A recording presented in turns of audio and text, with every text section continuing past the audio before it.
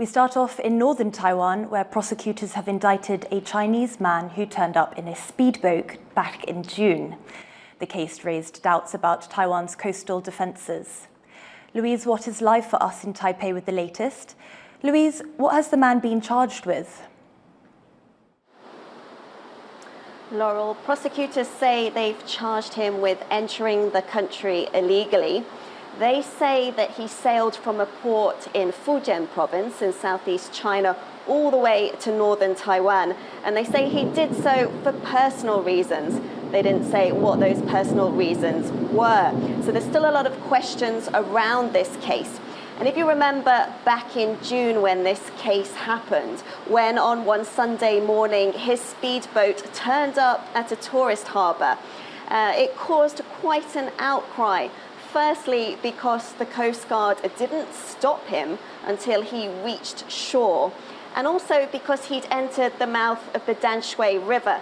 Now that leads to Taipei and the presidential office and other government institutions, and it's long been considered an area vulnerable to a surprise Chinese attack.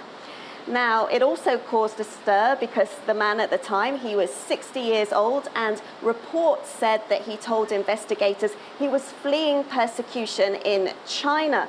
He said he'd written anti-government comments on messaging apps. But the Coast Guard administration, they very quickly painted him out to be essentially a Chinese spy. They said that he used to be a captain in the Chinese Navy, and they said he could have been testing Taiwan's defenses, its ability to spot smaller vessels. China, for its part, said the incident was a personal action, and they said Taiwan's government was politicizing it. So back to today, and prosecutors say they found no crimes related to national security, but they do say they're still working with police and national security agencies to investigate further.